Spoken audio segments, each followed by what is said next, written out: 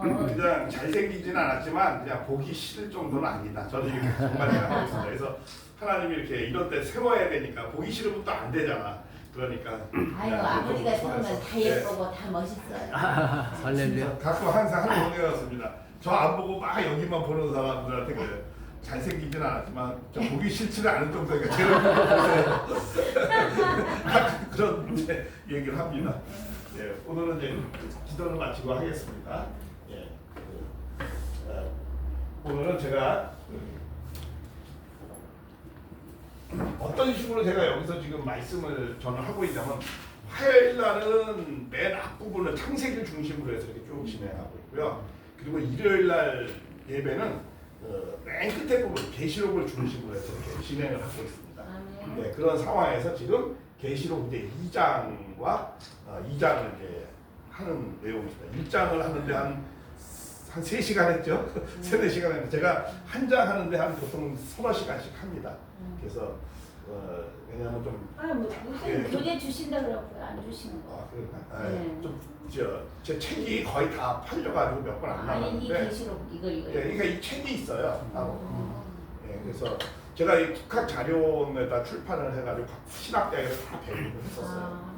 예, 그래서 이제 그 내용 중에 일부를 이렇게 PPT로 이렇게 강의하기 좋게 이렇게 한 겁니다.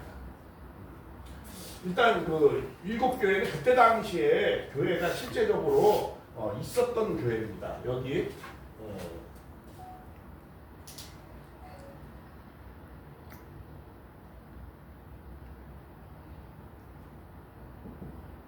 이런 말씀 나오죠. 에베소 교회의 사제에게 편지하기를 이런 말씀 하잖아요. 실제로 편지를 한 거야 안 한 거예요?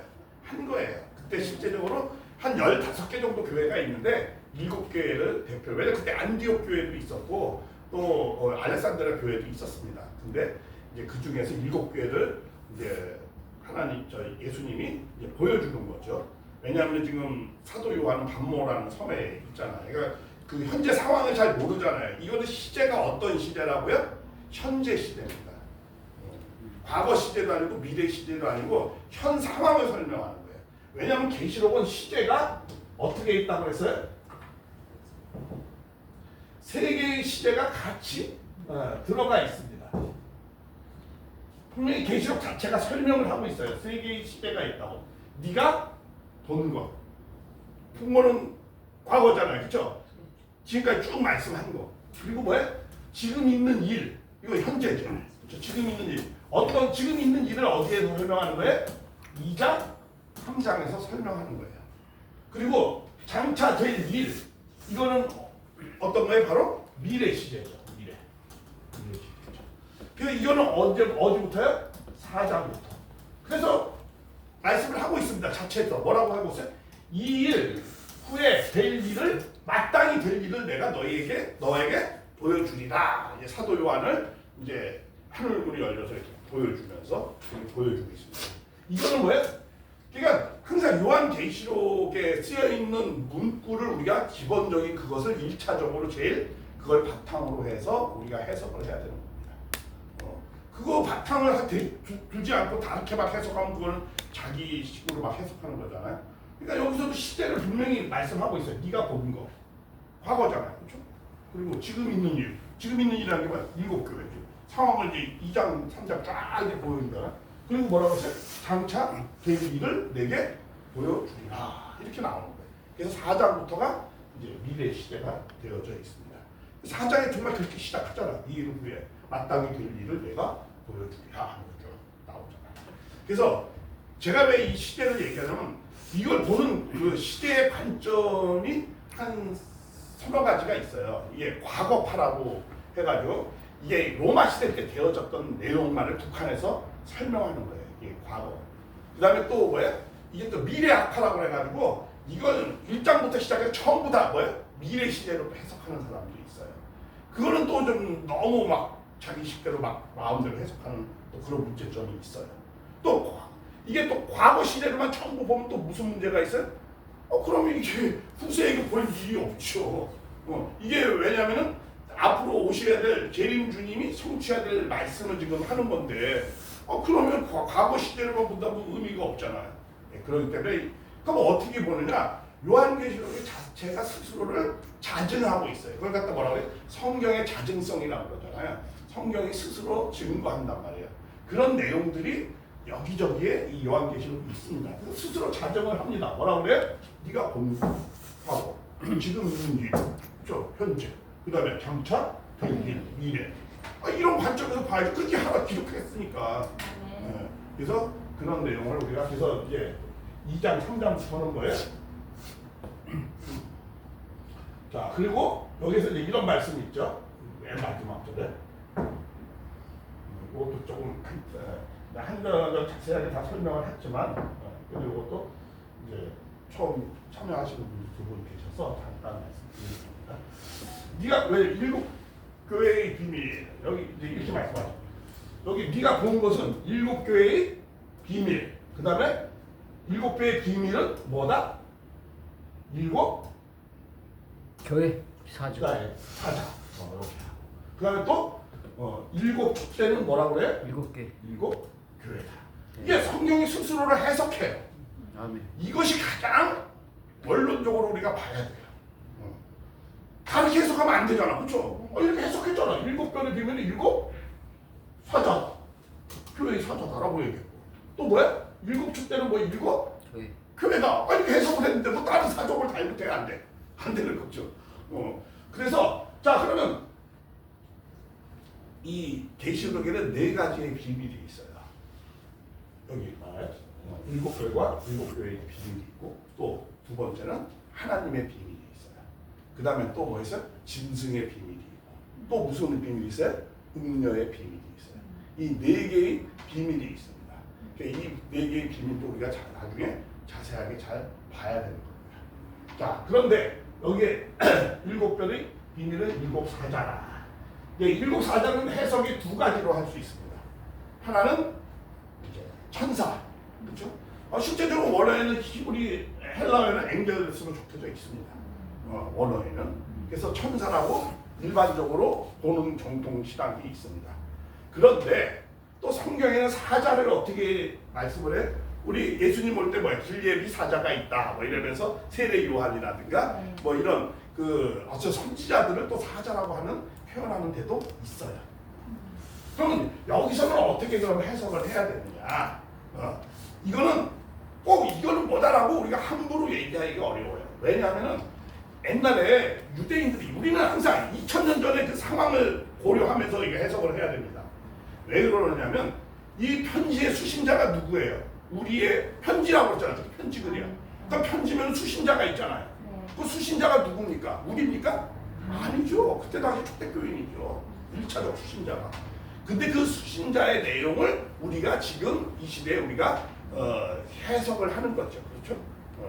자, 그러니까 그 1차적 수신자의 상황과 그들의 상황 이런 걸 고려하면서 봐야 되는 거예요. 일단 그때 1차적 수신자들은 어떤 상황이었죠? 엄청난 내적으로는 이 교회가 서서히 세상화되기 시작했어요. 왜? 주님이 오신다고 하는데 오시지도 않고 그리고 마지막 사도인 우리 사도 요한은 어디에 가 있어요? 지금 반모난 유배에 당해져 있고 이러니까 교회가 굉장히 어려운 내적으로 어려운 상황이 있었어요. 세상화되기 시작했어요. 그리고 외적으로는 어떻게? 도미티아누스 황제가 네로 황제부터 시작해가지고 엄청난 핍박이 있는 거야. 그러니까 도저히 그 핍박을 감당하지 못하는 거야. 그러니까 신앙은 어떻게 돼요? 포기하는 경우가 생기는 거야.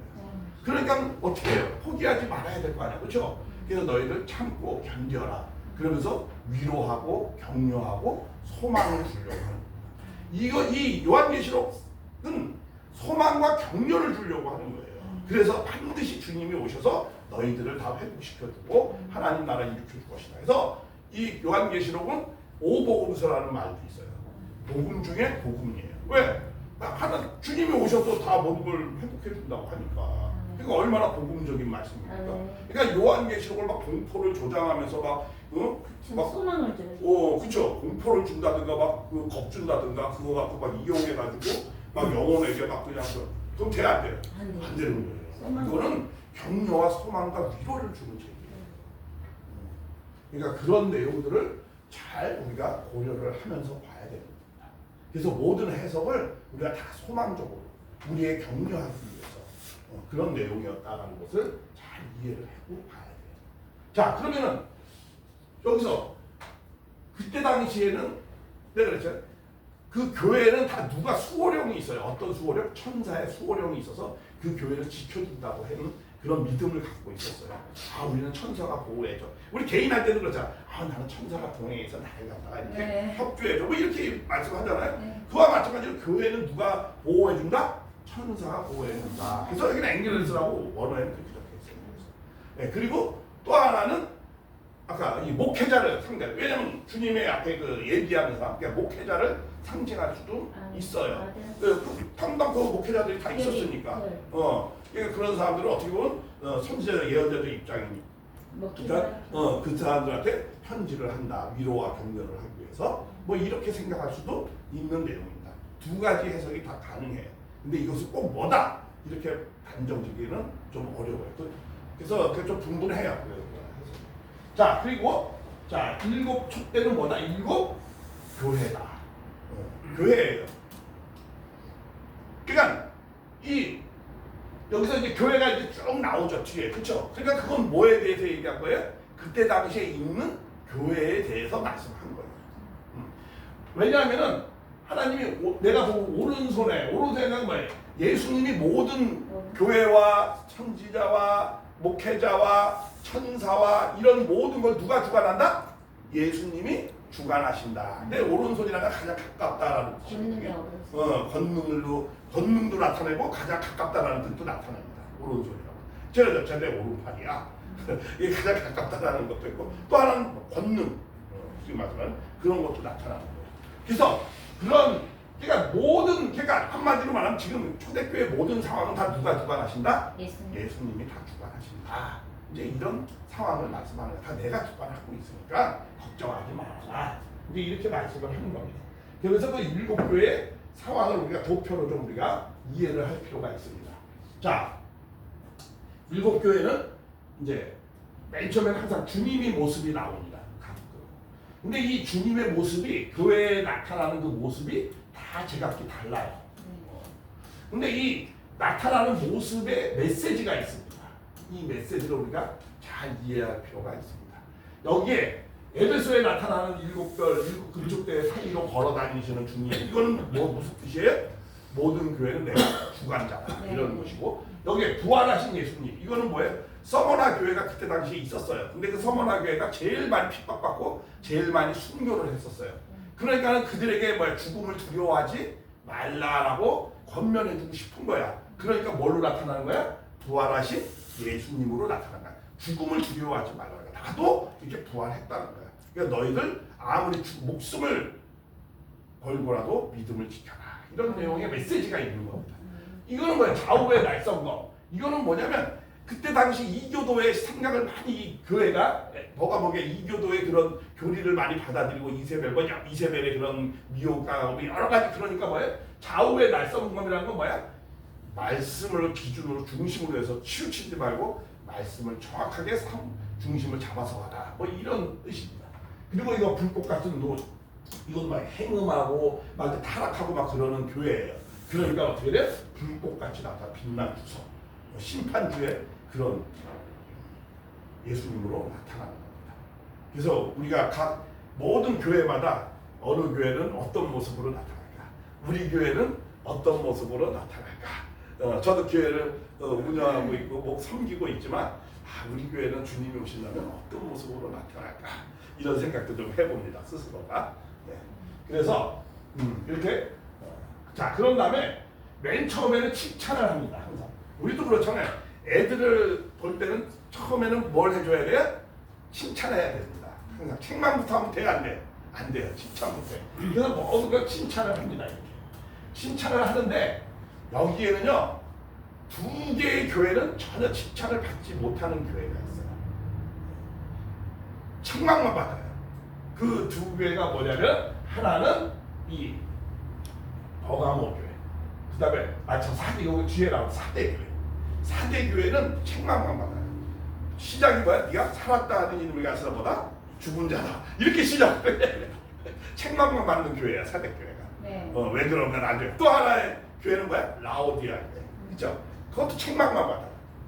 그런데 또 반대로 두 교회는 칭찬만 받아요. 네. 책망이 하나도 없어요. 그 책망, 칭찬만 받는 교회가 어디, 배도하는 내용이 전혀 없어요. 그죠? 어디 교회가 칭찬만 받죠? 소모나 빌라델비아. 이 두 교회는 뭐야? 칭찬만 받아요. 책망 받는 게 하나도 없어요. 잘못한 게 없어요. 배도하는 게 없어요. 다 칭찬만 받아요. 그렇기 때문에 이러한 상황, 그리고 나머지 세 교회는 칭찬받고 책망받고 그렇게 섞여져 있죠. 그래서 그러면서 어떻게 돼? 그는 권면을 합니다. 권면하고 경고도 하고 그 다음에 그러면서 다 뭐에? 희망을 줘요. 어떤 교회든 다 뭐야? 하나님이 희망을 줍니다. 소망을 줘요. 없애버린다고 해요? 안 해요? 안 해요. 없애버린다고 하지 않아요. 하나님이 예수님이 자기 교회를 세운 걸 교회를 누가 세웠죠? 예수님이 세웠죠. 성령이. 그렇죠? 성령이 세웠어요. 하나님이 성령의 인도하여 세웠어요. 교회는 성령이 세운 겁니다. 근데 성령이 세운 걸 갖다가 없애버립니까? 절대 없애지 않아요. 그래서 다 어떻게 돼요? 희망적인 약속을 다 합니다. 그렇죠? 네가 이렇게 가면은 나와의 생명화해를 얻게 하리라. 뭐 하면 너희가 둘째 사방을 받지 않게 하리라. 다 위로와 권면의 말씀입니다. 제가 왜 그랬어요? 이건 다 요한계시록 자체가 뭐야? 위로와 권면해 주기 위한 말씀이기 때문에 소망을 주는 말씀이기 때문에 다 그렇게 끝나요. 자, 그런데 이거는 이제 제가 이제 말씀을 하는 겁니다. 이거 근데 세대주의 학파도 이걸 비슷하게 주장을 한 내용인데 뭐냐면 그때 실제적으로 교회가 있었어요. 있었는데 이 교회 하나하나는 어떠한 교회는 이 교회 순서의 내용을 이제 회람하면서 이렇게 편지를 받잖아요. 돌렸잖아요. 근데 이 회람하는 순서의 내용이 정말 7교회 비밀의 내용이 있었어요.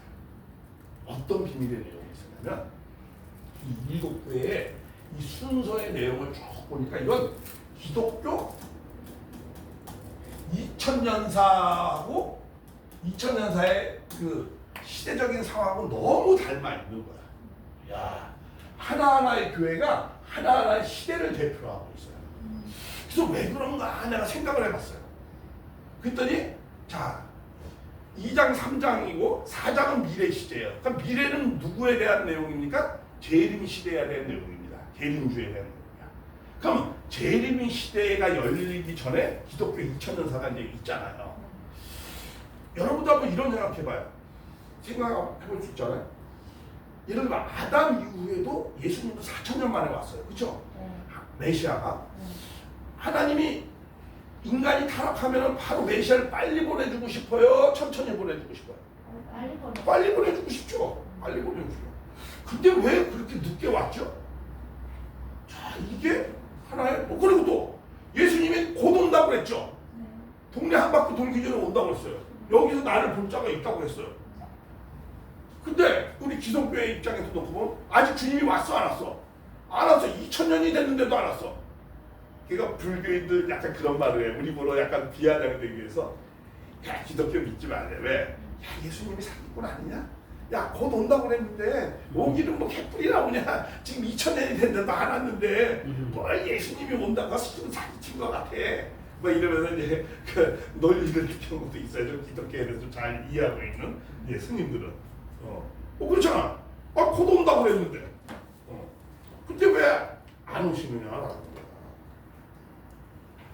자, 이게 왜? 빨리 보내주죠. 아니, 자식이 만약에 죄악의 도탄에 빠져 있으면 빨리 구원해주고 싶어. 천천히 구원해주고 싶어. 빨리 구원해주고 싶잖아요. 그렇죠. 근데 왜 안 오냐 이거야. 왜 안 오냐라는 거야. 아니, 하나님이 다 하실 수 있는 하나님이. 그 이유가 있어요.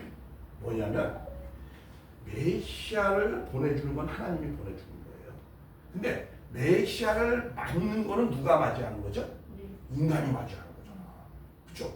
그러면 하나님은 메시아를 보내줄 때 인간이 어떻게 잘 맞이할 수 있는 토대가 있을 때 보내려고 할 거 아니에요. 그렇죠? 아무거나 뭐 막 보냅니까? 그렇지 않잖아요. 이스라엘 민족들 왜 하나님이 선민으로 택합니까? 예수님을 어떻게 잘 맞이하라고. 메시아를 잘 맞이하라고. 그런 토대를 준비해야 될 거 아니야. 그쵸? 그 준비하는 것을 누가 하는 거예요? 그건 인간이야. 메시아를 보내줄 건 누가 보내줘요? 하나님이 보내주고. 인간을 구원하는 건 누가 하는 거야? 그건 아들이 다 하는 거야. 메시아가 하는 거야. 그러면 아들을 믿고 받아들이는 건 누가 하는 거야? 인간이 하는 거예요. 그러니까 어떻게 돼? 인간이 메시아를 잘 맞이할 수 있는 토대를 그건 누가 만드는 거야? 인간이 만드는 거야. 그 만드는 기간이 하나님은 빨리 보내주고 하나님 빨리 보내주고 싶어. 근데 그걸 만드는 기대를 인간이 해야 되니까 그게 몇 년 걸린 거야? 아담 이후로부터 4,000년이 걸린 거야. 그게. 근데 또 보내줘서 믿는 건 누가 믿는 거라고 그랬죠? 인간이 믿는 거야. 보내주는 건 하나님이 보내주고 구원은 누가 하는 거야? 메시아가 아들한테 다 맡긴다고 했잖아. 자, 그런데 하나님은 보내줬어. 이제 잘 믿을 토대가 돼서 선민 동안 잘 연단시켜 그래. 있잖아. 맞아들일 준비할 사람 세례 요한이고 뭐고 다 준비시켰어. 보내줬어. 그래서. 그러면 이제 그러면 이제 오셨으면 예수님은 어떻게 해? 구원 섭리를 해야 돼, 안 해야 돼? 해야 되죠. 구원하는 건 예수님의. 그러니까 예수님은 십자가 달려서 뭐야? 구원 섭리를 했어, 안 했어? 했어. 근데 구원 섭리를 해서 그 구원 섭리를 그때 당시 잘 유대 민족이 받아들였으면 어떻게 했어요? 하나님 나라가 어떻게 됐어? 그때 당시에 이루어지는 거죠. 근데 그걸 불신했으니까 하나님 나라가 이루어졌어, 안 이루어졌어? 안 이루어졌어. 그냥 구원의 길만 열어놨지. 그렇죠? 개인의 구원의 길만 열어놨지. 이 땅에 하나님의 나라를 남겨놨어. 그렇죠? 재림을 왜 합니까? 재림은 남겨진 게 있기 때문에 재림하는 거잖아. 그렇죠? 아니, 다 이러는데 뭘 다시 와? 남겨진 게 있으니까 다시 오는 거죠. 우리 엘리야가 다시 온다고 그랬죠. 그렇죠? 엘리야가 왜 다시 와야 되죠? 남겨진 게 있기 때문에 자기가 해야 될 사명이 남겨진 게 있었어요. 뭐가 남겨졌죠? 북이스라엘을 다 믿음을 다 잘 세워야 됐었는데 그걸 결국은 다 마지막으로 했어 못했어? 못했어요. 이세벨이 끝까지 무시하고. 그러니까 다시 온다는 거예요. 우리 성경에 보면은 재밌는 사건이 있어. 변화산상에 마태복음 17장 2절에도 보면 누가 또 내려왔죠? 엘리야도 있고 누가? 모세가 왔죠. 모세가 왜 왔어요? 모세도 남겨진 게 있었어요. 모세가 뭘 남겨줬죠? 자기가 가나안에 데리고 가야 되는가 못 데리고 가요? 못 데리고 가나안에 데리고 갔어야 되는데 못 데리고 갔어요. 그게 남겨진 거야. 그러니까 그런 남겨진 내용이 있었던 두 분이 변화산상으로 내려오는 거예요. 그래서 내려오는 거예요. 남겨진 게 있으니까 온다고. 근데 예수님도 뭐가 있어요? 남겨진 게 있어요. 뭐가 남겼어요? 이 땅에 뭐? 하나님 나라. 재창조를 해서 재창조를 해서 거룩한 재창조를 해서 하나님 나라를 이 땅에 만들어야 되는 거야. 아, 네. 할렐루야. 난 그런 말씀 너무 강하게 할 때마다 전선이 장로를 제일 좋아하더라고. 안 들렸어요. 뭐라고요? 네? 안 들렸어요. 전선진 장로님이 제일 좋은가? 대창조를 해야 된다는 거야. 근데 전선진 복음이라고 있어요. 근데 전선진 장로님이 나는 메시아라고는 솔직히 안 믿고 뭐야? 재창조 보고. 아니 세례 요한 정도. 아. 세례 요한 길을 준비하는 거지. 외치는 거잖아. 네. 외치는 거죠. 자, 항상 외치는 자가 있고 또 뭐야? 그것을 이루는 자가 있다고 했잖아요. 세례 요한은 외치는 자였어요. 그 외치는 걸 이루는 자는 누가 이루는 거야? 예수님이 이루는 거예요. 그렇죠. 그리고 계시를 또 받는 자가 있고. 요새 또 꿈을 자기가 꿨잖아, 그렇죠? 근데 해석을 자기가 할 때도 많았지만 요번에 그때 또 누가 했어? 창세기에 보면 야곱이 했잖아, 아버지가, 그렇죠? 꿈을 꿔도 해석은 또 다른 사람이 하는 경우도 있고, 뭐 이렇습니다. 그러니까 우리가 그런 것을 잘 야곱이 예언을 다 하셨죠. 이렇게 구분을 잘 할 줄 알아야 됩니다. 그래서 자기의 그 레벨의 수준을 잘 알아야 돼. 어떤 옛날에 우리 그 유명한 목사님인데 그분도 자기가 주님이라는 막 계시를 받은 거야. 자기만 받은 게 아니고 집단적으로 받은 거야. 그 교회 성도들이. 그 이분이 주님이라는 거 내가 재림주야 그럼? 그러니까 근데 만약에 내가 재림주라면 내가 이 세상을 뭘로 어떻게 구원해? 내가 무슨 능력으로? 그러니까 깨달은 거지. 아, 주님은 주님인데 재림주는 아니구나. 자기가 신령이 그 정도로 높이 올라왔다, 뭐 이런 거죠. 뭐 그런 분들 그렇게 그분들은 아주 굉장히 신앙이 깊고 겸손하게 그런 말씀하는 거예요. 자 이렇게 그러니까 이 일곱 교회가 굉장한 중요한 비밀의 내용을 함유하고 있었던 거야. 보니까 어떤 걸 함유하고 있었냐면 자 근데 예수님 이후에 성화하시고 난 다음에 주님이 다시 온다고 그래. 그러니까 다시 주님이 오시는 분을 우리는 맞이할 수 있는 뭘 해야 돼? 준비를 해야 되는 거야. 그걸 누가 하는 거죠? 성령의 인도하심으로 교회가 해야 되는 거예요. 근데 교회가 다 준비가 돼야 주님이 오는 거잖아요. 그렇죠? 그러니까 여기서도 뭐 다시 또 오시는 것을 다시 또 준비하는 과정이 적혀 있는 거예요. 일곱 교회 하나하나 교회가 그런 걸 상징하고 있었다라는 거야. 그래서 진짜 보면 정말 이거 닮아 있어요. 에베소 교회도 첫사랑을 잃어버리는 상황이 나오는데 초대교회가 그랬거든요. 맨 처음엔 참 열정적이었는데 서서히 첫사랑을 잃어버리는 정말 예수님 사후에 100년 기간 초대교회 그런 상황이 있었거든요. 그 다음에 서머나 교회를 놓고 보면 부활한 예수님으로 나타나는데 이 서머나 교회가 실제로 핍박을 받고 많이 죽음을 당했지만 순교를 당했지만 이 초대교회가 끝난 다음에 무슨 시대가 열려요? 기독교는 로마 박해 시대가 열려요. 그러니까 엄청난 핍박이 있어요. 그렇죠? 그러니까 그런 상황하고 비슷해요. 그 다음에 또 로마 박해가 끝난 다음에 무슨 시대가 열려요? 교구장제 시대가 열리죠. 이 교구장제 시대가 열리면서 이제 그때부터 이제 신학이라는 교리라는 게 정립을 시켜요. 근데 그 교리를 정립시킬 때 이교도적인 것이 많이 들어오거든요. 이 헬라 철학을 기반으로 해서 교리가 막 만들어지니까 예수님이 뭐라고 했어요? 좌우의 날정거로 정확하게 분별해서 너희가 말씀을 하라. 이런 걸로 나타나는 거예요. 그 다음에 또 이 불꽃 같은 눈으로 비다. 이제 기독왕국 시대가 열리거든요. 교구장제 이후에. 근데 기독왕국 시대가 모든 권세를 다 잡았어요. 예, 사업과 사태, 너희 큰 일을 했다는 거야. 여기 칭찬을 합니다. 진짜 큰 기독교가 이 교황이 왕보다도 더 권세가 있어요. 더 황제보다. 그리고 세상 권세를 잡았어. 그런데 그때부터 어떻게 되기 시작해요? 썩기 시작합니다. 그러니까 불꽃 같은 눈으로 그렇게 보시는 거야. 칭찬도 하지만 너희가 뭐야? 이제 행음하기 시작한다는 거야. 우상을 너희가 우상을 스스로가 우상을 섬기기 시작하는 시대. 이게 바로 뭐야? 기독왕국 시대고 이런 거. 그 다음에 이제 뭐야? 사대교회. 사대교회는 뭐야 이제?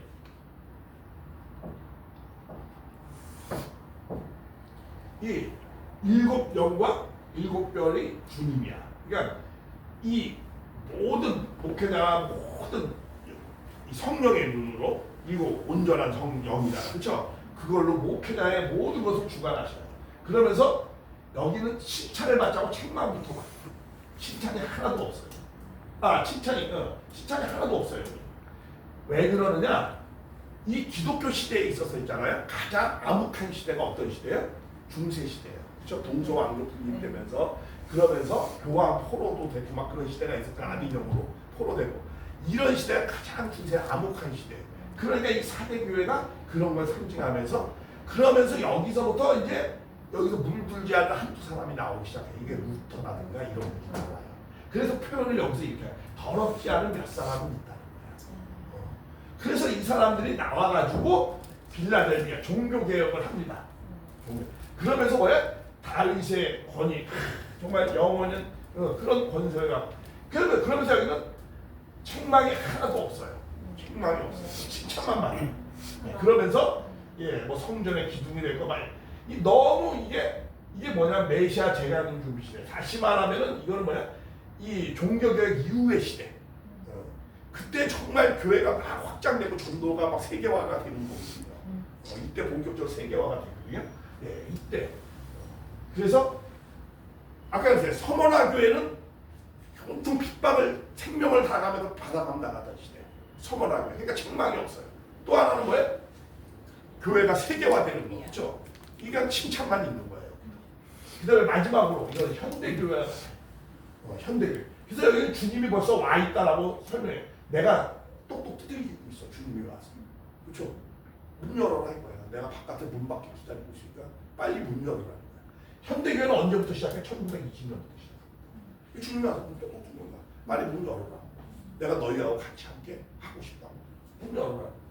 그런데 미지근하고 신앙에 배부르고 막 이런 아무 생각이 없는 이런 교회.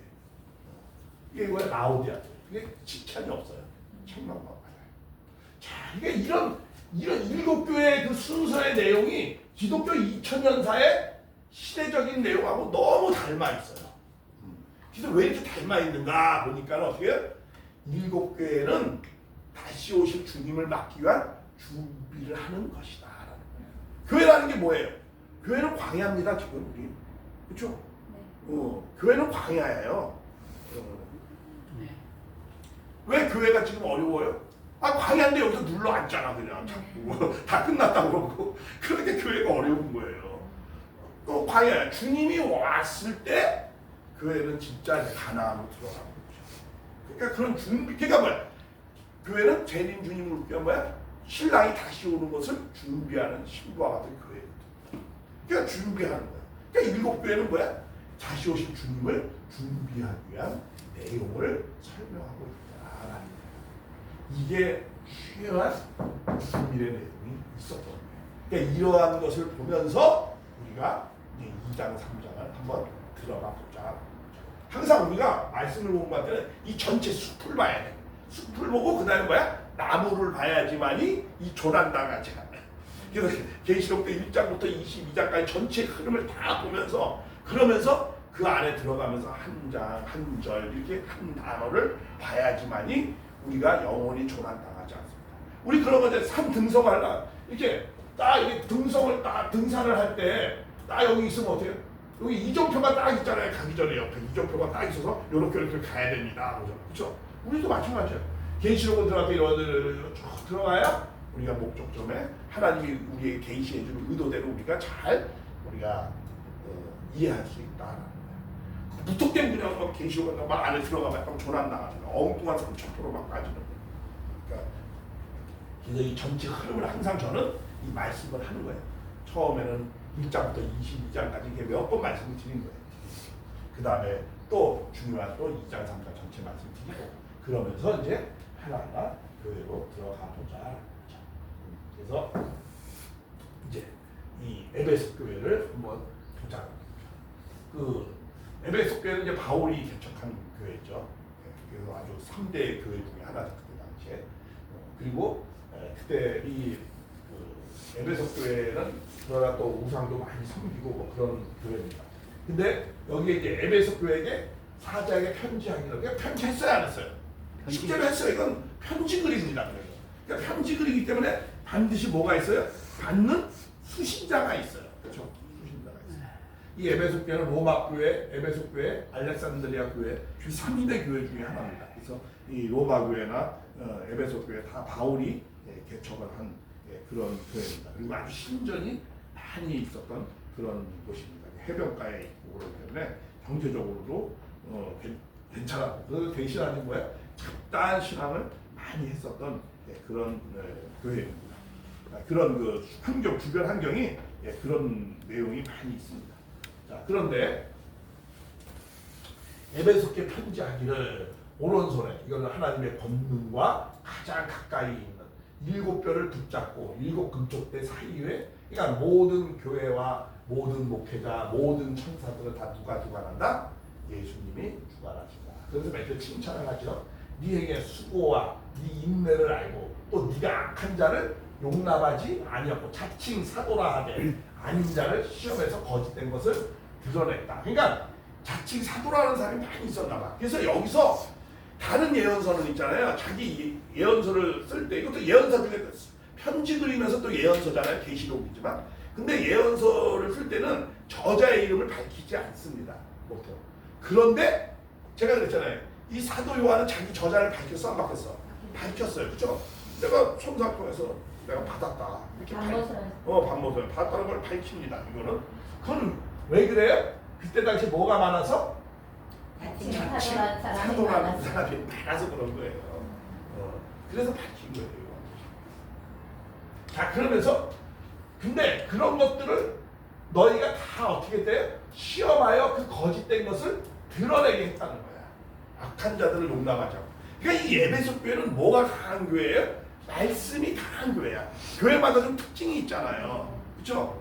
우리 여기도 뭐가 강한 거죠? 주로? 말씀을 많이 하는 교회, 찬양을 많이 네. 하는 교회도 있고, 그렇죠? 예, 뭐 이런 여러 가지 많이 교회마다 특색. 오늘의 교회는 뭐야? 찬양을 잘하는 교회고, 그렇죠? 예, 그런 교회고, 우리는 뭐야? 말씀을 잘하는 교회가 되었으면 좋겠어요. 말씀을 많이 하는. 그래서 여기 별 사람들이 다 오잖아요. 네. 그건 다 거짓된 것을 우리가 어떻게 해야 된다? 드러내서 드러내야 돼. 걸러내죠. 왜 너무 이 지금 혼탁하니까 그걸 다 드러낼 수 있는 그런 우리 모임이 되어졌으면 좋겠어요. 아멘. 네. 그래서 진리를 너희가 이게 진리가 강한 교회야. 아마 바울이 세워서 진리가 강한 교회. 그리고 이걸 쓴 것도 어디서 썼어요? 에베소에서 썼다라는 것이 가장 정확한 문서입니다. 왜냐하면 밥 먹으면 계시 받고 거기서 많이 이렇게 썼겠어요? 아니 종이가 어디 있어? 종이가 막 한두 푼이야? 집안 책값인데 집안 내가 이 두루마기가 한 쓰려면 한 15m, 20m씩 되는데 폭이 한 1m잖아. 그런 게 어디 있어? 채석장에 밥 먹어서 지금도 아무것도 없어요. 돌짝밭이에요. 왜 채석장이냐면 이 로마나 이 그리스는 다 집을 뭘로 짓죠? 돌로 짓잖아요. 그러니까 돌을 생산하는 곳이에요. 그러니까 굶겨 죽이기는 아니 뭐 그냥 죽이기는 아쉬우니까 뭐야? 노동시켜서 죽이려고 반벌하는 섬으로 유배시킨 거예요. 그러니 거기에 뭐가 있어요? 아무것도 없는 거예요. 근데 무슨 계시받은 걸 거기서 썼겠어요? 어디서 썼어요? 이제 유배에서 풀려난 다음에 계시받은 걸 계속 기도하면서 외우고 있었기 때문에 그 환상을 잊지 않고 마음에 다 줬어요. 그리고 너무 충격적이고 감동적이니까. 그렇죠? 너무 감동적인 그걸 말씀에 잘 품고 와서 그 다음에 뭐예요? 그때 지금 와서 풀릴 때는 80이 넘었었어요. 90 가까이. 그럼 잘 보여 안 보여? 잘 보이지도 않아요. 우리 여기 봐봐요. 우리 안경 쓰셨잖아요. 임택기 목사님도. 이게 70 넘으면 이게 잘 안 보여 이게요. 근데 뭐 그리고 또 이거는 원래 원본이 뭐야 헬라어로 쓰여 있어요. 사도 요한은 어느 나라 사람이야? 히브리 사람이에요. 아무리 자기가 글을 잘 쓴다 해도 헬라어로 쓰는 게 쉽지 않거든요. 그리고 나이도 막 깜빡깜빡 하는데 지금 이게 누가 썼겠어요? 그 제자들이 썼죠. 그래서 묵체를 보면 이건 사도 요한의 묵체가 아니다 이렇게도 다 신학자들이 70~80%는 사도 요한이 쓴 것이 아니라고 다 하고 있습니다. 그래서 제자들이 썼어요. 근데 어떻게 썼겠어요? 굉장히 기도를 많이 했겠죠. 그러면서 한 자한테 쓸 때마다 누구한테? 사도 요한한테 검품 받고 그래 이거 괜찮다. 이거 쓰면서 어떻게 썼겠어요? 기도하면서 어떻게 하면 초대교인들이 다 알아들을 수 있게끔 같이 은혜를 받아야 되니까. 그러니까 이거는 쉽게 쓴 거야, 어렵게 쓴 거야? 쉽게 쓴 거죠. 그리고 그래서 이건 다 어디에 나와 있는 내용인데 다 구약에 나와 있는 내용들. 예언서의 구약에 나와 있는 내용을 갖고 400군데를 인용해서 썼어요. 구약. 그러니까 이 계시록을 잘하려면 뭘 어디를 잘 봐야 돼? 구약을 잘 봐야 돼. 특히 다니엘, 에스겔, 스가랴 뭐 이런 예언서를 잘 봐야 돼. 그래야만이 이 내용을 이해할 수 있어. 이게 어떤 상황에서 이렇게 썼구나. 그럼에도 불구하고 요한계시록 굉장히 어렵다고 그러죠. 어려운 이유가 있어요. 그건 뭐냐? 퍼즐 맞추기가 어려워. 이 한 구절 해석은 다 할 수 있어요. 근데 퍼즐을 1장부터 22장까지. 그렇다고 뭐 옛날에 뭐 1장, 2장, 3 나눠진 건 아닙니다. 장과절이 있었던 게 아니죠. 예, 장과절은 지금으로부터 500년 전에 갑자기 인쇄가 에스쿠테인가 뭐 그 인쇄업자가 이게 잘 보기 좋게 하려고 그때 나눈 거예요. 그 사람이 이제 지금부터 500년 전에 장과절을 그때 나눈 겁니다. 이 두루마기인데 그리고 편지인데 뭐 1장 1절 쓰고 1장 2절 이렇게 편지를 씁니까? 그냥 쭉 써 내려가는 거죠. 그리고 순차적으로 써 있는 겁니다. 이거. 그래서 2일 후에 이렇게 그거 끝나고 이렇게 하고 순차적으로 쓰여진 겁니다. 그래서 하나님의 섭리가 점점 구체화돼 실현되어 나가는 것을 순차적으로 쭉 쓴 거예요. 그리고 400군데 인용해서 썼고 그리고 또 뭐야? 시나리오 대본 형식으로 쓴 거예요. 왜? 그때 콘텐츠가 그 문화 콘텐츠가 시나리오 대본 형식이기 때문에 이건 하나의 큰 장을 쓰고 또 1막, 1장, 2장, 3장, 2막, 1장 이런 부분이 있습니다. 그러면서 그런 내용들도 다 고려해서 이걸 봐야 되는 거예요. 그러니까 이때 당시에 쓴 제자들이 어떠한 방식으로 썼느냐라는 걸 이해를 해야 되는 거예요. 그걸 이해하면서 그런데 이게 왜 어려웠느냐면 이 요한계시록은 하나님의 나라를 주기 위해서 회복하는 거 아니야, 그렇죠? 하나님의 나라를 회복하고 하나님의 백성을 다 그 핍박으로부터 사탄의 세계로부터 다 구원하는 거 아니야? 그러면 구원하는 데는 뭐가 있다고 해서 구원의 법칙, 섭리가 있어요. 그 구원의 섭리하는 방식, 하나님의 섭리의 방식을 이해하는 게 어렵기 때문에 요한계시록이 어려워. 1장, 2장, 20장 다 정리하는 게 그래서 어려워. 하나의 구절구절이 어려운 게 아니고 이 1장부터 22장까지 이게 퍼즐을 맞추는 게 어려운 거예요. 그래서 그것을 칼빈도 이것을 구석을 달면서 한 구절 한 구절 다 알아. 어떻게 하시는지. 근데 꿰지를 못하는 거야. 이거를 퍼즐을 맞추지를 못하니까 2장 하다가 그냥 포기했어요. 그렇기 때문에 이걸 함부로 계시록을 풀지 않아요. 이 장로교는 특히. 왜? 아우 우리 그 교주님께서도 안 풀었는데 장로교의 교주가 누구예요? 칼빈하냐. 우리 제선 스승 대선배님도 제가요 많은 서적을 보아도 기독교 서적을 봐도 기독교 2000년간의 최고의 천재는 뭐야? 칼빈. 그 다음에 뭐 토마스 아퀴나스로, 그 다음에 어거스틴 뭐 이렇게 정말 그 최고의 천재도 이거를 다 주석을 못하셨어요. 왜? 퍼즐 맞추기가 어려워. 그건 왜 그래? 하나님의 구원 섭리의 방식이 잘 모르기 때문에. 왜? 이거는 하나님의 구원 섭리의 방식을 알아야 돼요. 왜? 하나님의 나라와 백성을 다시 구원, 다시 회복합니다. 그 하는 방식이 있어요. 하나님. 그런 내용이기 때문에 이게 어려워요. 이게 무슨 뜻인지 뭐 일곱 교회가 무슨 뜻인지 뭐 이런 게 뭐 비유와 상징이 어려워서 어려운 게 아니고 퍼즐을 맞추는 거. 비유와 상징은 다 아는데 뭐. 그렇죠? 그래서 자 근데 여기에 약간 이렇게 나옵니다. 에베소에서 뭐라고 그래요? 너가 너의 진리가 강한 거야. 그런데 책망을 참고 게으르지도 않고 열심히 했어. 근데 책망할 게 하나 있다는 거야. 그게 뭐다? 너의 처음 사랑을 버려. 그러니까 여기는 진리는 강해. 그렇죠? 근데 뭐가 부족해? 사랑이 부족한 거야. 우리가 어떻게 보면 진리는 남을 심판 잘하고 분별력을 잘해요. 그렇죠? 그런데 그게 너무 심하면 어떻게 돼요? 내 사랑이 부족하게 메말리는 경우가 있어요. 그렇죠? 그리고 조금만 문제 됐어도 다 이렇게 책망하고 그러면서 마음을 어떻게 강팍하게 되는 경우가 있어요. 그러니까 진리만 탐구하는 사람들은 마음이 강팍한 경우가 있어요. 의에 빠질 수가 있어요. 그렇죠. 그러니까 어떻게 돼요? 항상 이게 바란스가 맞아요. 진리와 사랑의 바란스가 맞아요. 네. 그래서 이 교회는 그런 아쉬움이 있었다는 거예요. 사랑이 약간 부족한 이런 교훈을 우리가 받을 수 있죠. 그러면서 뭐라고 그러냐면 그러면은 사랑이 부족해. 네가 어디서부터 떨어진 것을 하고 처음 행위를 가져. 그렇죠. 우리가 참 처음에 다 은혜가 있잖아요. 그렇죠. 하나님의 사랑에 은혜가 있어요. 그러니까 내가 강팍해지고 메마를 때에는 내가 처음 신앙할 때 어땠는가라는 걸 한번 돌아볼 수 있죠. 그렇죠? 여기는 교회다 하신 말씀이지만 우리 개인도 생각해 볼 수 있는 거잖아요. 그래서 우리 개인이 내가 마음이 강팍했을 때는 우리 신앙할 때 처음 할 때 다 은혜가 막 넘쳤잖아요. 사랑이 다 넘쳤잖아요. 그런 내용. 항상 그리고 떨어진 곳이 어디였는지를 잘 알아야 돼. 그러면서 여기서 무슨 내용이 나오냐면 내가 니골라당 행위를 미워한다 이런 말 나옵니다. 자, 난 니골라당을 보면 꼭 어떤 데가 나면 구원파가 좀 생각나.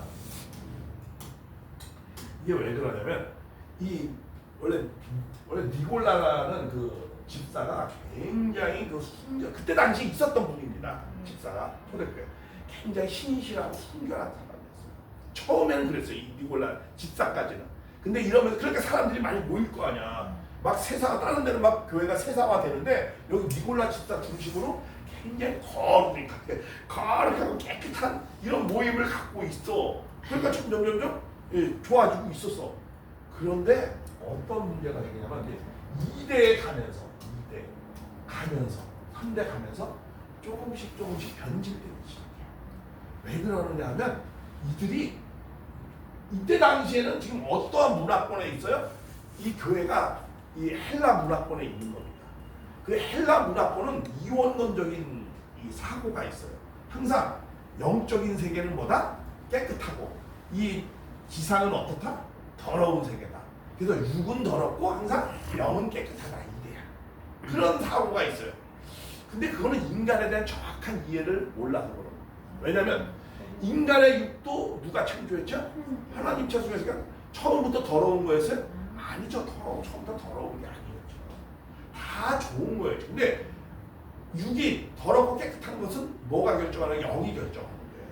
영이 중심이 돼서 내가 육을 활용하면은 육도 선한 것이 되는 것이고, 내가 하나님이 영이 끊어진 상태에서 육을 중심으로 살아가면 뭐야? 내가 점점 악한 사람이 되는 거야. 왜? 육이라는 거는 몸이라고 쓰죠. 몸. 몸이 뭐예요? 모으다예요. 모으다. 모으다의 준말이 모읍니다. 그러니까 모으니까 이건 뭐야? 자기 이기적 중심이에요. 자기 중심이에요. 그러니까 몸은 항상 자기 중심적입니다. 내가 배고프면 먹으려고 그러고. 근데 자기 중심적인 게 나쁜 거예요? 그것도 나쁜 게 아니에요. 아니, 안 먹으면 죽는데 먹어야지. 먹어야지. 그렇죠? 아니 내가 몸에 성욕이 나온다. 아, 성욕을 해야 번성을 하지. 아 내가 소유를 해야 내가 가정이 그 위에서 내가 살아가지. 식욕, 성욕, 소유욕 이게 몸에서 나온 3대 요소입니다. 근데 이것이 나쁜 거냐? 나쁜 게 아니에요. 근데 영적인 요소가 있어요. 그렇죠? 영혼의 요소는 뭐야? 내가 부모의 사랑을 받으려는 거. 내가 정말 부부의 영혼의 사랑을 하려고 하는 거. 그 다음에 내가 또 자녀로부터 정말 그런 사랑을 하는 거. 이런 거는 영적인 사랑이에요. 그거 다 이타적인 거야. 내가 상대를 위하는. 영은 상대를 위하는 거야. 본능적으로. 육은 본능적으로 자기 중심이야. 그러면 어떻게 돼? 영을 중심으로 하면 육이 어떻게 자기 중심이라도 이게 자기 중심으로 건강한 몸이 돼가지고 어떻게 해야 되는 거야? 남을 위해서 봉사하잖아요. 그렇죠? 그리고 돈은 재주가 있으면 돈을 벌어서 남을 어떻게 해야 돼? 배려하는 데 쓰잖아. 아멘. 그러니까는 영이 중심이 돼야 되는데 타락을 했다는 건 뭐야? 영이 끊어지다 보니까 누가 중심이 된 거야? 육이 중심이 된 거야. 영은 이게 발휘를 못하는 거야. 그러니까 누구 중심이 되는 거야? 다 이기주의자고 다 자기 중심으로 사는 거야. 그런 원리를 헬라 철학은 그때 당시 알았어요? 몰랐어요? 몰랐어요. 영과 육의 작용을 몰랐어요. 그래서 항상 영은 깨끗하고 항상 상대 중심적이니까 그죠? 그 육은 자기 중심적이니까 보니까 그죠? 타락하니까 더 그렇잖아. 그러니까 육은 악하다 이렇게 했던 거야. 그러다 보니까 니골라 사람도 어떻게 한 거야? 이게 헬라 철학의 그런 바탕으로 나중에 점점 변질해 가면서 어떻게 돼요? 아, 우리는 복음을 받아들였고, 우리는 복음을 십자가의 구원을 받아들였기 때문에 우리는 구원이 다 됐다는 거야. 그러니까 이 육은 원래 악한 거기 때문에 이거는 그냥 내버려 둔다는 거야. 아무리 이게 원래 그런 거니까 이건 내버려 두고 그냥 그렇게 되고 살면 된다는 거야. 그렇지만 우리의 영혼은 어디로 간다? 천국 간다는 거야. 이 구원파가 약간 그런 경향이 있어요. 우리가 복음을 받아들였기 때문에 나는 뭘 해도 나는 천국 간다는 거야. 왜? 그거 안 가면 십자가의 구원이 무의가 되잖아. 그렇죠? 그런 사람. 그래서 옛날에 저 세월호 사건 그것도 그렇게 너무 죄책감 같지 않아요? 그런 여러 가지 내용이 있어요. 그러니까 이게 그러니까 꼭 구원과 약간 비슷한 그런 경향이 있어요. 그래서 점점 이게 나빠지고 그러면서 이게 이제 나중에 영지주의화 돼가지고 또 이제 그런 그노시스 영지주의화 되고 그런 내용들이 있습니다. 나중에 대해서도 자세하게 말씀드리겠습니다. 그러니까 이렇게 우리가 니골라다 얘기를 미워하는 거야. 나도 그것을 미워한다. 그러니까 여기는 이 에베소 교회는 진리가 강하니까 그런 걸 다 구별해 냈어요. 그래서 그 니골라당의 행위도 그렇게. 그러니까 어디 단체든 있잖아. 처음에 다 잘한다고 해요. 그러다가 이게 모여지면 점점 조금씩 빗나가면서 점점 악이 커지는 거야. JMS 있죠? 네. JMS도 얼마나 순수했는데요, 맨 처음에. 초창기에 막 거기 출신인데. 부끄럽구나. 다들 쓰시네. 네. 근데 처음엔 그냥 나도 대학생들 그냥 얼마나 신앙 잘해보려고 막 그냥 그랬었어요. 근데 이제 점점 악이 형성이 됩니다. 집단화가. 그래서 나중에는 걷자 무서워시 됩니다. 안선원도 장길자로 표현하고. 그래서 그런 참 거기는 좀 이상해요. 안산홍 목사님은 제7일 안식교회 목사님이었거든요. 그분이 한 100여 명 정도 최대한 모임을 한 100여 명 정도 가졌어요. 그리고 그분이 소천할 때도 거기 묘비에 나와 있어요. 자기를 뭘로 모비명 엘리야라고 모비명을 써달래요. 결국 엘리야라고 모비명이 있습니다. 내가 사진까지 봤어요. 그리고 거기 부인도 있어요. 아직도 있어요. 하나 있어요. 자식도 있고. 근데 장길자가 자기가 안산홍 부인이라는 거야. 안산홍 때 그 전도사였거든요. 그거 근데 많이 배우지는 못했어요. 장길자 그분이 초등학교 나왔어요. 제가 얘기했잖아요. 교주는 많이 배우면 된다 안 된다? 안 된다. JMS 정명석도 초등학교 출신. 또 우리 또 누구 이 무슨 어떤 총장님도 초등학교 출신. 또 뭐야 장두구 선생님도 초등학교 출신. 다 많이 배우면 안 돼. 그래서 그쵸 그분도 초등학교. 나도 나는 좀 그분보다만 가방끈이 좀 길다 보니까 난 교주하게 글렀어. 교주하게 글렀어. 자, 약간 이렇게 이게 정말 그 이유가 있어요.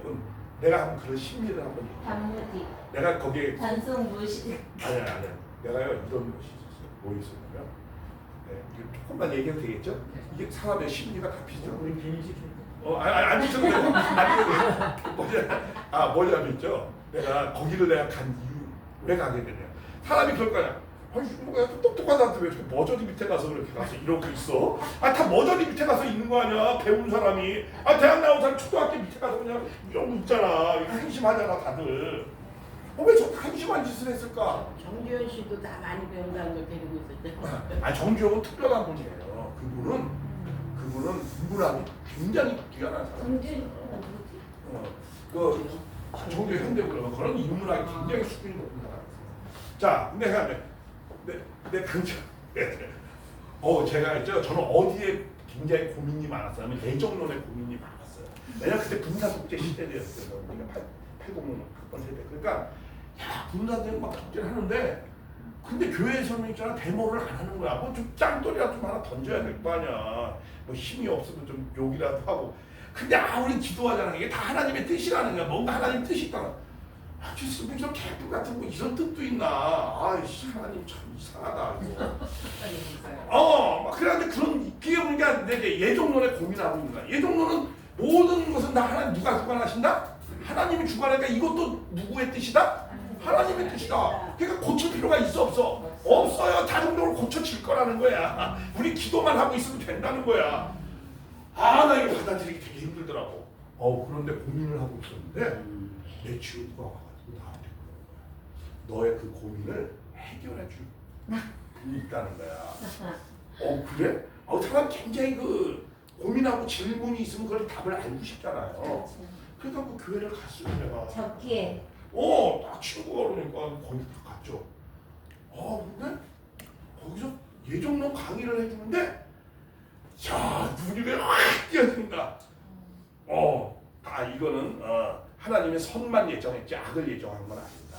악은 왜 그렇게 됐느냐? 이것은 인간의 책임 분담을 못해서 그렇게 된 것이지 하나님의 뜻이 아니다. 하나님의 악을 미워하시는 분이 어떻게 악을 예정했겠느냐?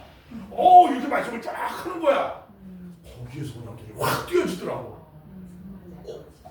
근데 봐요.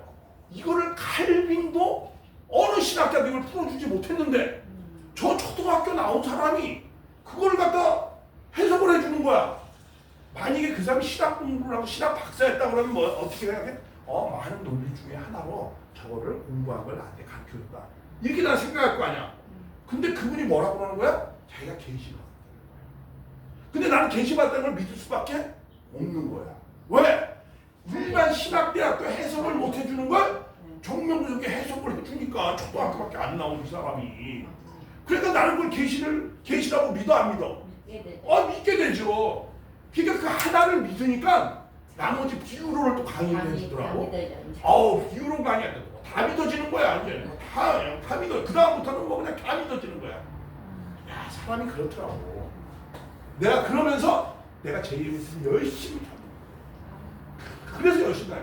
왜? 예정론에 꽂혀가지고 이제 거기에 시작되면서부터 이제 그다음에 비유론 무슨 말세로 뭐 강의를 했는데 다 은혜가 되는 거야. 다 믿어지는 거야. 저렇게 기독교 신앙에서 못 푸는 걸 저 사람이 풀어내다. 저거는 뭐 했다? 계시 받았다. 이렇게 내가 믿어지니까 그리고 잘한 저 예수님이 자기 옆에 있다는 거야. 또 어떨 때는 와 지금 들어왔을 때 얘기해 준다는 거야. 야, 그러니까 뭐 내가 안 믿을 수가. 그러니까 그분이 만약에 많이 배운 사람이라면 내가 안 믿을 수 있어. 근데 안 배운 사람이니까 내가 믿는 거야. 선수니까. 초등학교 안 가서. 그분이 정말 신학을 했다고 하면 내가 안 믿을 수 있다.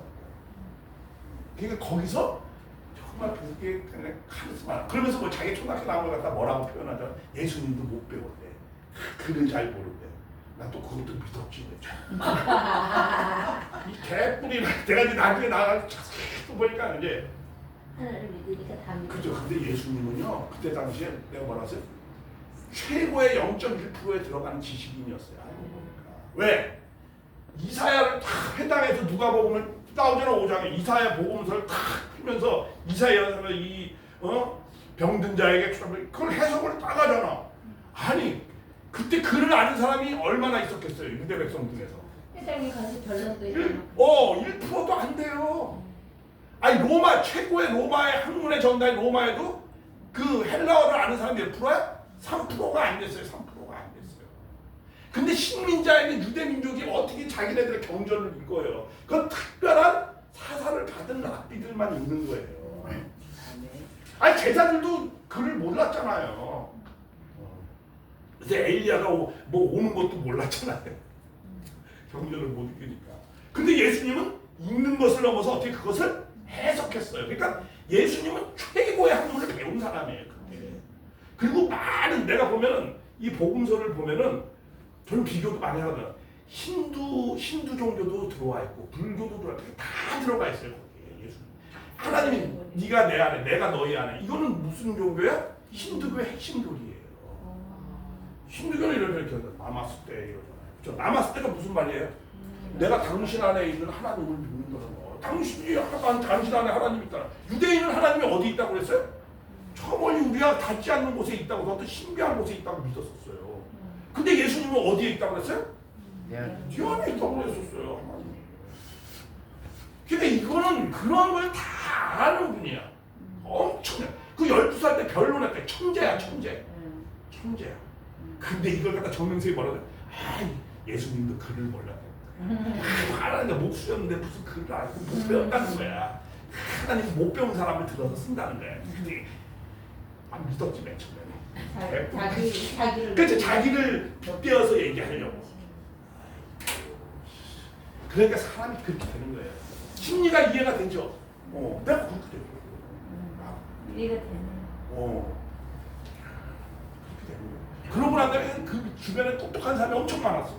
그러니까 이제 똑똑한 사람이 증거하니까 어리어리한 사람 증거하니까 다 믿지. 모든 일하는 교주들이 사랑을 끄는 기가 막힌 말에 그 힘이 있다. 그렇죠. 그러니까 그런 그렇죠. 근데 약간 그런 네. 그래서 내가 JMS를 열심히 다녔다가 나중에 이제 나는 근데 참 나는 내 스스로 나는 똑똑한 게 하나 있어요. 나는 그냥 항상 질문을 해요. 스스로에. 이게 맞아? 이게 이렇게 쓰면 그다음 왜 이렇게 했을까?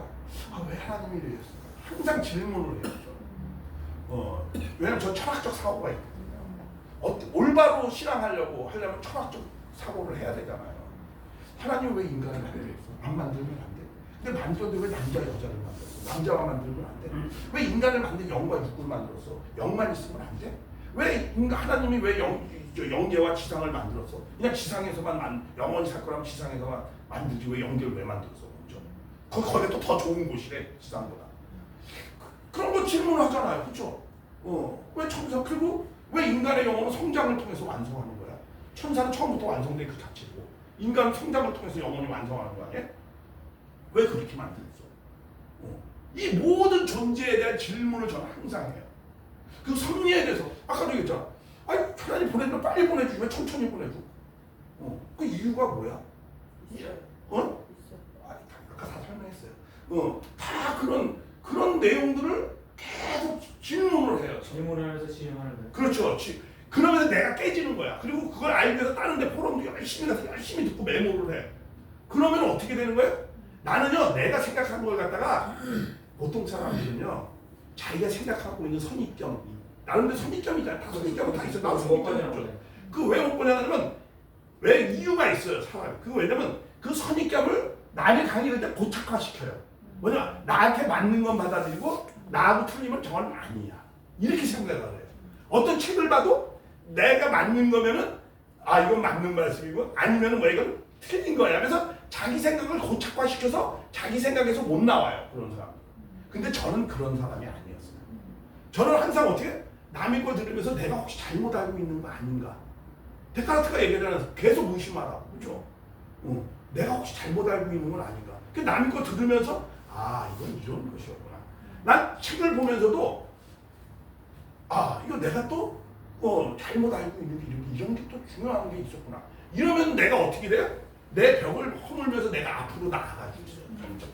근데 그렇게 하지 못하면 어떻게 돼요? 저기서 갇혀가지고 내 담을 스스로 만들어서 나는 거기서 끝으로 생각해요. 그런 건 사고가 안 되는 거야. 그건 뭐가 되는 거야? 교도가 되는 거야. 그쵸? 자기 교회만 최고고 자기 있는 것만 자기가 들은 것만 최고라고 하는 이런 완전 이제 그렇게 되는 거죠. 그래서 자기 안에서 못 빠져나와. 근데 저는 안 그랬어요. 계속 그런 걸 했어요. 그러니까 계속 지금도 그래요. 지금도 내가 혹시 잘못된 거 뭐 있나? 계속 공부. 그래서 스스로를 자꾸 앞으로 나아갈 수밖에 없는 거예요. 그럼 제임에서 나오실 때는 사고 터질 때는 쌤 그 전에 뭔가 그 전에 나왔죠. 그렇습니다. 벌써 뭐 몇십 년, 벌써 뭐 3년 있었어요. 3년 있으니까 다 알게 되더라고요.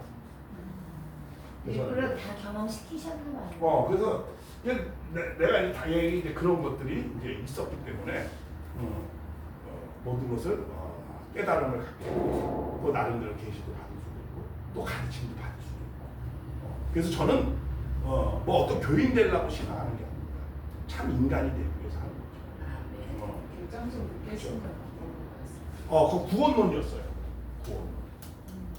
구원은 뭐냐면 정명석 믿으면 구원 받는 데는 거야. 와. 거기 그 안에 있으면 구원 받는. 그럼 내가 그죠. 아니 난 기독교인은 있잖아요. 무슨 구원 얘기하잖아. 그건 이상한 사람들입니다. 기독교는 구원이 누구로 말미암아 다 끝났죠. 예수님으로 하고 끝났잖아요. 또 다른 구원을 얘기하면 그건 이단이에요 진짜. 예수님이 구원을 했는데 구원이 다 안 끝났다고 생각하면 그건 이상한 거지. 그럼 예수님 메시아가 아니라는 소리지.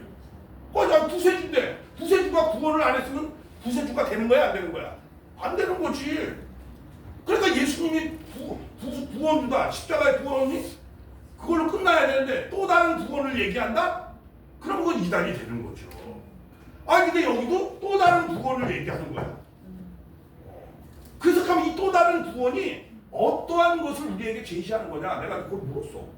어느 강사도 대답 못하더라. 나도 강의를 스스로 하면서 그런 것에 고민을 했었거든요. 그러니까 그러면서 이제 이런 거 있죠. 겨자씨만한 믿음도 이 산에서 저 산을 나는 옮겼어. 근데 겨자씨만한 불신이라기보다 의심, 미안합니다. 의심이라도 어떻게? 산이 무너지는 거야. 그리고 옮겨지는 거야. 그래서 나는 JMS에서 나왔어. 그것이 해결이 안 되기 때문에. 또 다른 구원을 하면 그건 이단이죠. 예수님이 다 구원을 했는데. 그러니까 또 다른 구원을 얘기하면 안 되죠. 그렇죠? 피로 말미암아 구원 받았고 그러죠. 그럼 참고로 지금도 그 JMS 교주들은 JMS가 정명수가 교주라고 구원자라고 생각하나요? 당연하죠. 맞춤을 진짜. 자, 그런데 제일 있는 주님은 오신다면 구원을 얘기하면 안 돼요. 구원을 얘기하는 게 아니고 뭘 얘기해야 되는데 완성을 얘기해야 돼. 내가 구원을 받은 다음에 뭐 해야 돼? 완성해야지. 물에서 나왔잖아. 구원이 물에 빠졌어. 물에 빠진 사람이 배에 올라왔어. 그럼 어디 해야 돼? 완성의 길로 가야죠. 그죠? 완성을 얘기해야지. 구원받은 사람이 뭐 해야 돼? 구원이라는 건 죄를 사함받고 없애는 거야. 그럼 죄를 없애는 사람이 뭐 해야 돼? 깨끗한 사람이 이제는 완성해야죠. 그죠? 완성의 길로 가야 돼. 영화까지. 그죠? 완성의 길을 제시해야 되는 거야. 구원을 얘기하면 저 사람은 저건 뭘 모르는 사람이구나. 말씀을 딱 알아야죠. 이제 제가 이제 그 정도까지 아까 이제 무엇을 구별한 사람이 됐어. 에이베스 그 사람처럼. 뭐 또 다른 구원이 저건 이단이야. 진짜 이단이하고. 그리고 전 사람 뭘 모르는 사람이구나. 예수의 십자가의 구원을 잘 깊이 모르는 사람이구나. 딱 알게 된다. 구원을 얘기하는 것이 아니고 뭘 얘기해야 되는 거야? 차라리 자기가 때로운 걸 얘기하면 완성을 얘기해. 나중에 뒤에 있으면 잘 해봐. 자, 그래서 약간의 그래서 제가 제일 그래서 심리가 그런 거예요. 난 그래서 제임에서 다 이해해요. 그런 거기에 있는 걸 난 다 이해해. 그러시겠어요. 그죠? 하나 맞으면 나머지가 다 맞게 생각하는 거야. 경험을 하셨으니까. 그래. 그리고 또 그게 세상적으로 못 배운 사람이 얘기하면 더 믿어지는 거야. 계시라고 생각하면 주요. 근데 아직까지 다 베낀 거야. 제임에서 다 베낀 거야. 어쩐지 저 사람 머릿속에 나올 수가 없지. 그리고 성경을 뭐 2000번을 자기가 성경을 많이 읽는다고 뭐 성경을 압니까? 네. 구약의 성경을 다 외운 사람도 성경을 잘 몰랐어요. 구약에 외운 사람도 있어요. 영감보다. 성경을 아는 거는요. 심령의 수준이 누구같이 돼야 돼? 예수. 하나님, 예수님, 예수님 이상 하나님 같이 돼야지 성경을 뭐가 지식이 아니고 뭐야? 영감. 심령의 수준이. 심령의 수준이 그래야 돼. 왜? 하나님의 말씀이기 때문에 하나님의 심령의 감동이 거기까지 가야만 보여요. 그러면 그 그런 심령의 수준을 가지려면 그 사람의 뭘 보면 알아요? 삶의 족적을 보면 알아요. 상태를. 그래서 저 사람이 계시를 받을 수 있는 사람의 삶의 족적이 어떤 거라는 걸 정말 봐야 돼요. 그래서 내가 다 검토를 다 했어요. 내가 요새 나오는 뭐 이다보다 그 사람의 삶의 족적을 내가 다 봤어요. 그래서 저건 아니구나. 저 사람이 계시 받아서 난 계시를 내가 받았겠다. 내가 저 사람보다 뭐 삶이 뭐가 난 어렸을 때부터 성경만 열심히 배웠고 난 캡선도 안 하고 열심히 여자 그것도 누구서 뭐 이 여자 저 여자 찝쩍거리지도 않았고 나는 오직 말씀만 공부했고 성경만 했고 전도만 했고 목숨을 걸고 그것도 했어. 내가 삶이 내가 엉뚱한 짓도 한 적도 없고 하나님이 삶의 족적을 보고 근데 나도 하나님 볼 때는 아직 멀었죠. 그러니까 내가 그런 거 안 돼. 내 스스로 생각할 때 그 정도지 하나님이 보았을 때는 나도 아직까지는 신령의 수준이 안 될 수 있죠. 내 스스로 봐도 또 그래. 자, 그러니까 그런 내용들이 뭐 하나 이렇게 가르쳐져가지고 펴놓고 마세요. 내 경험이 그렇습니다. 할렐루야. 그래서 자, 귀 있는 자는 니골라가 이게 중요한데요. 그래서 이걸 쭉 설명해. 그때 당시에 이거는 니골라다는 이제 구원파하고 비슷한 그런 상황이 있었다고. 지금도 이제 구원파 같은 집단이 있잖아요. 그때 당시에도 구원파 같은 집단이 있었어요. 이게 니골라다. 그래서 이것을 우리가 기도 성경에 말씀을 드릴 때 이기는 그에게 성경에는 이긴 자라는 말은 없습니다. 이기는 미래형입니다. 다 미래형. 미래형. 다 미래로 쓰여 있어요. 이기는 그에게. 앞으로 네가 이렇게 잘한다면 완료형이 아닙니다. 이 시제를 잘 알아야 돼요. 이거는 다 소망을 주는 겁니다. 우리에게. 이기는 그에게는 뭐야? 내가 하나님의 나라의 생명나무의 과실을 먹게 한다. 네가 믿음에서 승리한다면. 그런 겁니다. 그래서 이런 내용들 그러면서 항상 우리에게 소망을 줍니다. 그렇죠? 그래서 우리가 회개하고 하면 우리가 다시 생명나무에 먹게 할 수 있다라는 그런 내용을 하면서 같이. 그래서 이게 우리가 항상 이 계시록을 앞으로 좀 자세하게 이제 하나하나 말씀을 드리겠지만 이런 그 내용들을 우리가 잘 살펴보면서 내가 어디에 속해 있고 내가 어떠한 자기가 분별을 잘 하시기를